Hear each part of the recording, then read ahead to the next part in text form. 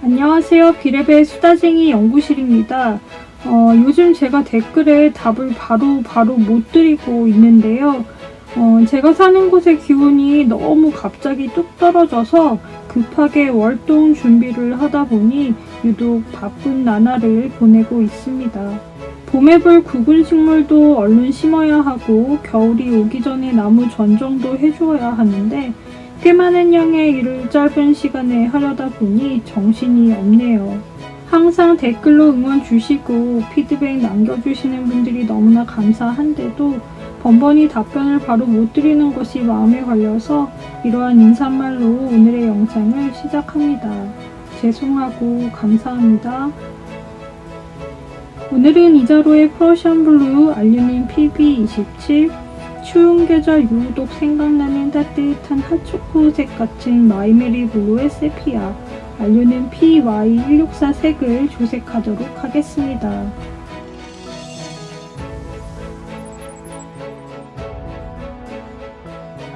오늘의 조색 이야기에 앞서서 지난번 조색 카드의 이야기를 조금만 덧붙일게요. 지난번 제인스 그레이 이야기에서 색감이 비슷한 다른 안료를 섞어도 제인스 그레이는 만들어지지 않는다는 말씀을 드렸는데요.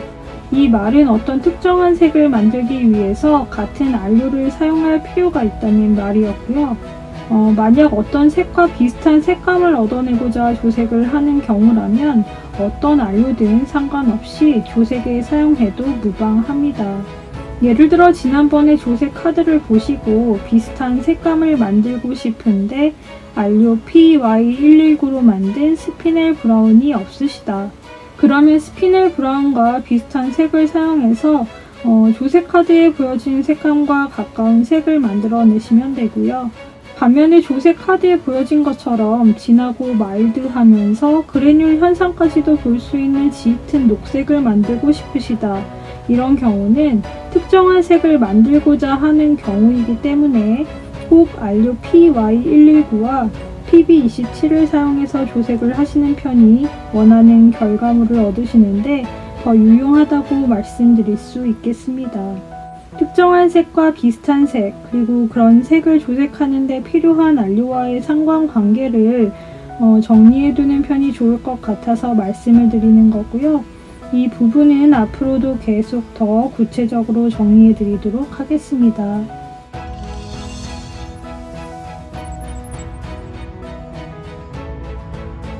오늘의 보조색은 세피아입니다. 세피아 색에 대해서 알고 계신가요? 세월이 흘러 빛이 발해 연한 갈색으로 변한 흑백 사진을 보고 세피아 톤이 되었다고 표현하는데요. 보통 세피아라고 불리는 색은 오늘의 보조색처럼 진하고 따뜻한 느낌의 갈색이고요. 세피아라는 말의 어원은 고대 그리스어로 오징어를 뜻하는 스피아에서 유래되었다고 합니다.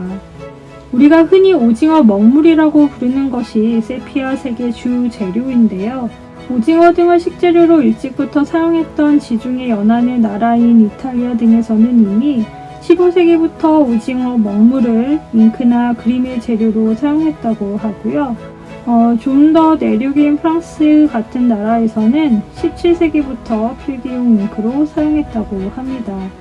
유럽의 예전을 다루는 영화나 드라마를 보면 앞을 뾰족하게 깎은 깃털을 잉크에 콕콕 찍어서 편지 같은 것을 쓰는 장면이 있잖아요. 말하자면 이때 사용된 잉크가 오징어 먹물이고 이 잉크의 색이 세피아 색인 것이죠. 오징어 먹물에서 색소를 나타내는 성분은 멜라닌이라고 하는데요.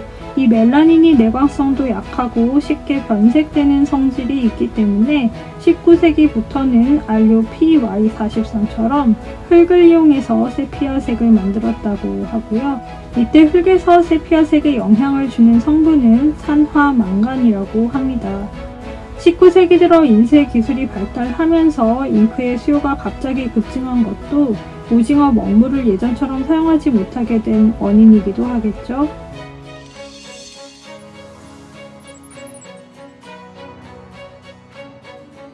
오늘 보조색의 안료 PY164는 망가네즈 안티모니 티타늄 버프 루틸이라는 이름의 무기 안료입니다. 각각 흙으로 만드는 안료에서 세피아색을 얻는 데 영향을 주는 성분이 산화망간이라고 했는데요. 이 안료도 역시 산화망간과 티타늄 그리고 안티몬을 고열해서 하소하는 방식으로 만든다고 합니다. 내광성, 내열성 등이 뛰어난 굉장히 안정적인 안료이고 불투명한 갈색을 만드는 안료입니다. 망간 성분 때문인지 독성은 약간 있다고 하네요.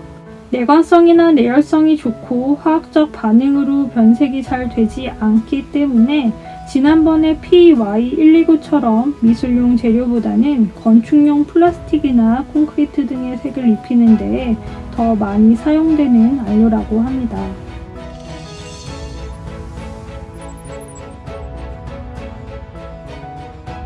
오늘의 조색 이야기를 해볼까요? 오늘 사용한 보조색은 마이메리 블루의 세피아, 안료는 PY164입니다. 마이메리 블루는 이탈리아의 화구 브랜드인데요.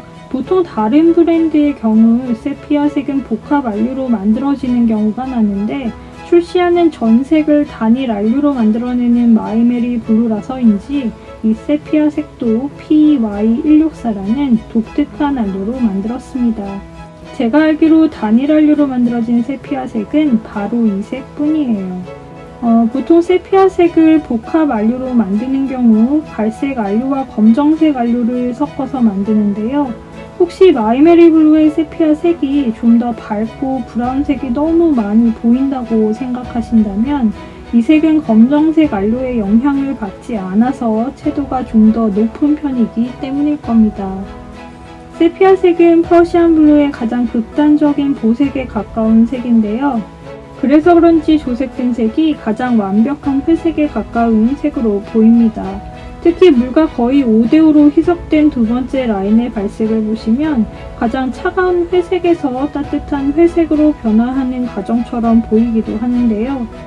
색의 이론이 눈앞에서 증명되는 것 같아 발색하는 과정이 유독 두근두근하고 즐거웠던 조색 카드였습니다. 티타늄 성분이 있는 안료라 마일드한 회색이 만들어지는데 영향을 준 것 같기도 하고요.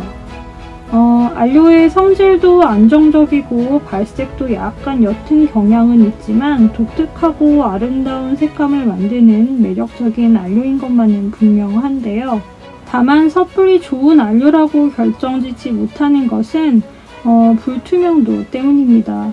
조색을 하면서 알게 된 것인데 불투명한 성질의 안료의 경우 잘 섞이지 않고 만들어지는 색도 굉장히 텁텁하고 그래서 발색이 지저분하게 보이는 경향이 있기 때문에 그림에 활용하기에는 제한적이지 않을까 하는 생각이 드는데요. 그래서 본격적으로 불투명한 안료에 대한 연구도 진행 중이니까요. 불투명한 안료와 특징에 대해서는 차차 말씀드리도록 하겠습니다. 오늘의 안료 PY164 망가니즈 안티모니 티타늄 버프 루틸과 세피아 색에 대한 이야기는 여기서 끝입니다. 제 영상이 유익하셨나요? 제 영상이 유익하셨던 분들은 좋아요와 구독하기 부탁드리고요. 저는 또 다른 색 이야기로 다음 영상에서 뵙도록 하겠습니다. 영상 봐주셔서 진심으로 감사합니다. 안녕히 계세요. 마지막으로 덧칠하고 착색 확인도 하고 착색이 되는 편입니다.